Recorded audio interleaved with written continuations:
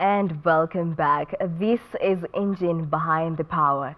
What are you doing to impact the society positively? Tonight we have a woman who wears many hats, from a business networking guru, a speaker, a mentor. She is also venturing into real estate. Her name is Sarah Karingi. She will be telling us more on what she actually does to impact the society positively. Welcome, Sarah. Thank you so much, Jackie.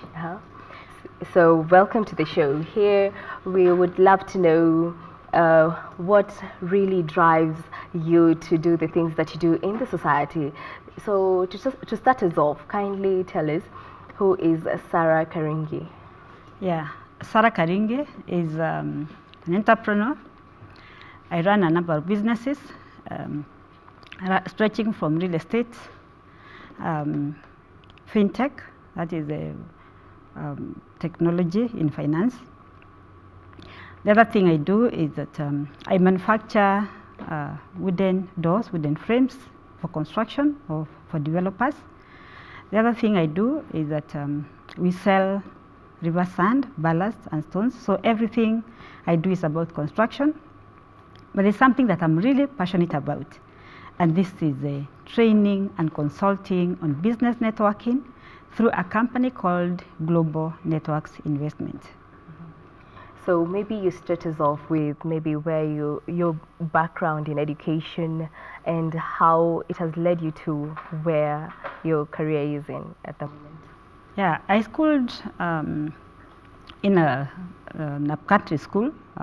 Let me just start from the secondary school. That was Kangaroo High School, which was a mixed school. Then I came to University of Nairobi, where I graduated with a degree in marketing. And after that, I got employed by the Ministry of Finance, and then I also went ahead and I worked briefly with Kenya Revenue Authority. And then after that, I also joined my husband later in business when he fell sick. So I had to go and take care of him and also try to learn about business. He was in construction, he was an architect, and he was also running Salma Enterprise Limited that does manufacturing of doors and frames. So I took over. When he fell sick, I tried to run the business, but it was not very easy because of course I was taking care of him and I was taking care of the children. All right. So you say you have a passion in business and networking. Yes. Maybe you tell us, it's always highlighted that it is paramount for you to actually go out there, make those networks. But what exactly does that entail, and how do you get to where you are as a guru? Wow, yes, I love networking. I sleep networking, I walk networking. Even my dreams, most of them are about networking. So that shows how passionate I am about networking.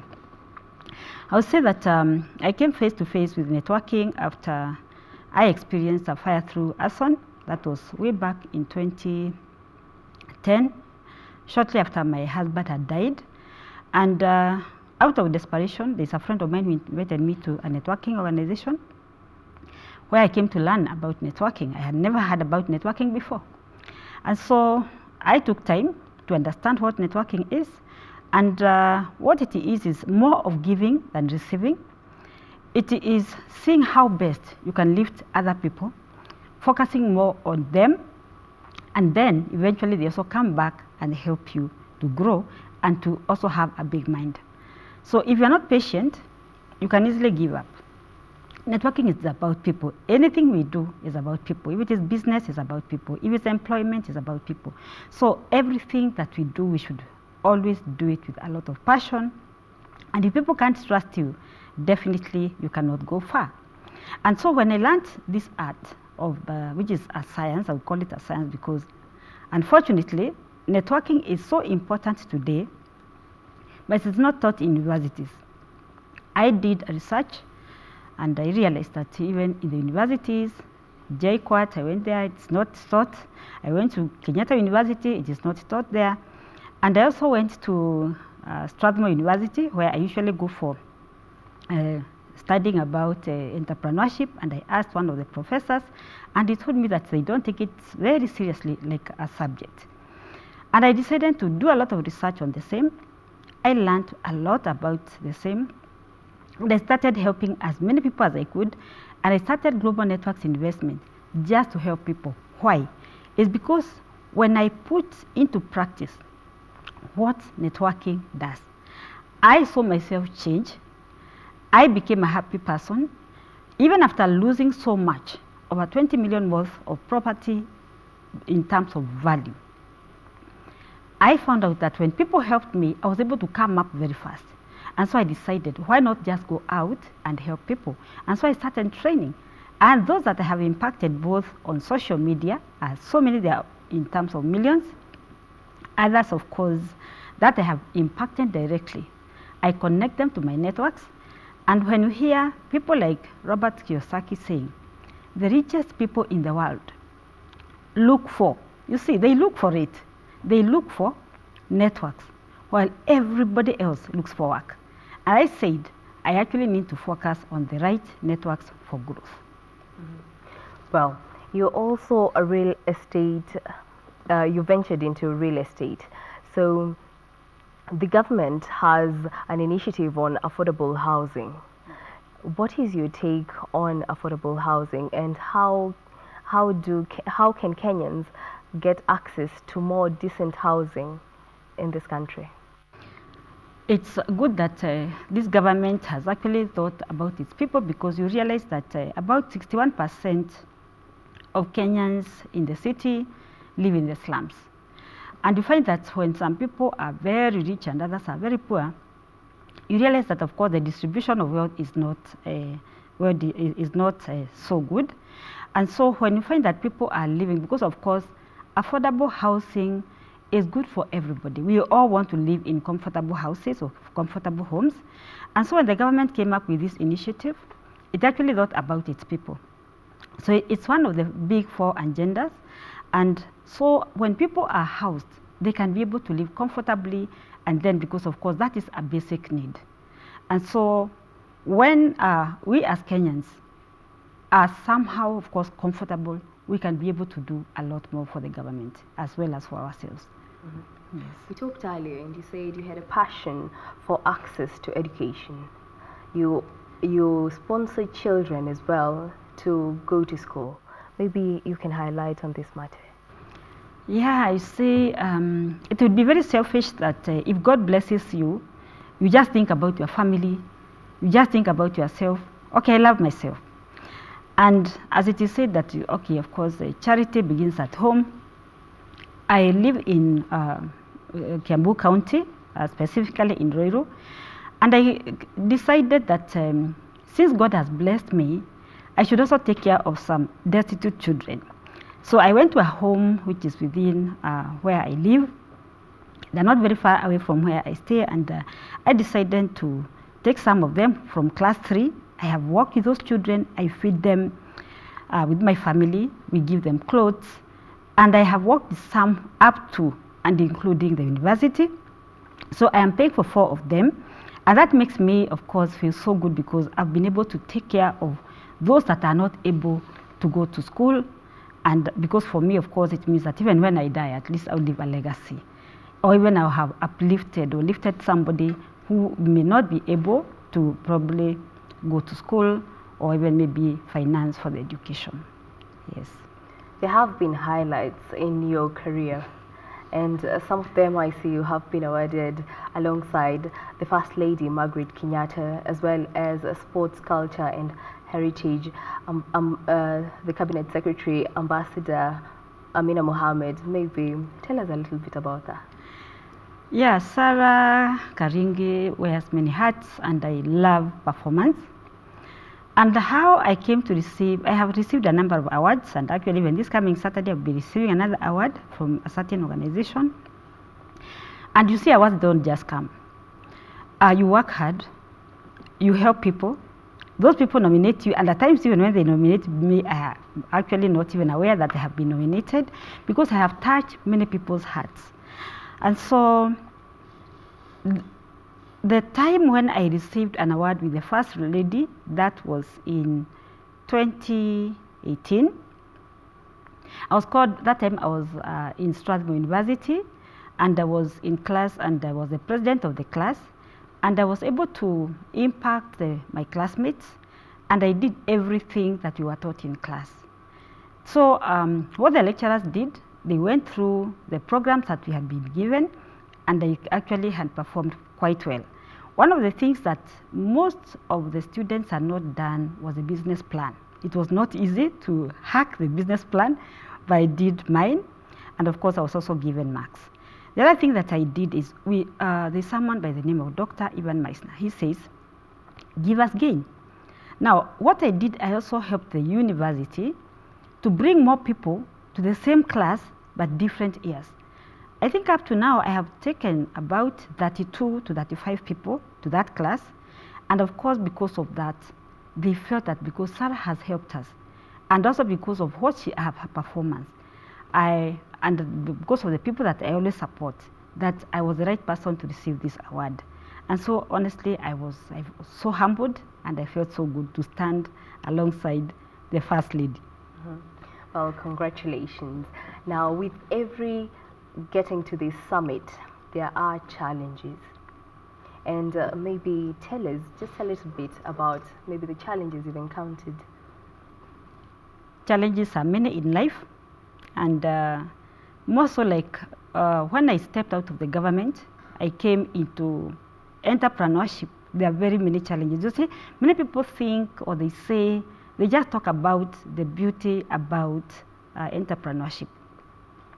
But I realized that entrepreneurship is not as easy as it may appear, or as easy as people say it. Number one, you find that not everybody will be happy when you are succeeding. So because I expected, like when my husband passed on, there are people who sympathize with me, but there are those who, of course, when they started now rising, they came and they set my business on fire. So I had to really put a lot of effort to revive my business for the sake of my family and for the sake of my employees. The other thing, of course, about some of the challenges are that, of course, as an entrepreneur, most of the decisions you have to crack them. You sit with your employees, you consult, of course, you have to spend money, and at times that money is not available. You go to the bank and realize maybe you want to grow your business and you can't grow because of those challenges. Maybe there are also problems with marketing, or the markets are also not available, they are not there. Then there's also another challenge of competitors. But competition is very good because it makes you to think. You have to decide, okay, this is what my competitor is doing, so what can I do to stay above my competitors? Another challenge is, of course, people not embracing technology. Technology is consuming many businesses. If we look at Kondak, probably they never saw technology affecting them. So we could be there as entrepreneurs thinking that things are okay, but without thinking that technology is going to affect us. Look at even the banking industry. What is happening? We are doing online banking. And so for those people who always thought that they would just be going to the bank to queue, and of course the banks probably thinking that, of course, these things are not going to affect us, then of course that is the wrong thing. So we have to be ready even to adopt blockchain technology, because that is where we are headed to. Well, in the interest of time, you're also an author. Remember, I said she is a woman who wears many hats. Yes, so you're an author. You have 2 books. What are they about? Yes, when I stepped out and I decided actually to network seriously, I went to one of the events where I was led by a friend, and the person who was speaking encouraged us to be authors. And there's one thing that he said that I will never forget, that there are 2 things that will change your life: the books that you read and the people that you meet. And so he gave us examples of people in this country. Some of them have been completely forgotten, they are long gone, but there are those who wrote books many years ago, but we still remember them. Then he asked us, when you die, would you want to be remembered by people, by generations after you, Or do you just want to die? You have so much knowledge, but you don't want to share it. So go ahead and put all that information in a book. And so I decided to do my first book, which was the first one is Overcoming the Impossible, because there are so many challenges that I have gone through. And I felt that because now I could offer solutions, how did I overcome the impossibilities? And then how have I been able to hack it? So I shared my story from when I was a small girl all through to today. The other book I have shared about is my passion, what successful business networkers do, because of course in business we must network if we want to get to the next level. Okay. Well, as we wind up, could you tell, there's a Kenyan out there who is interested in venturing into entrepreneurship. What would be your advice to them?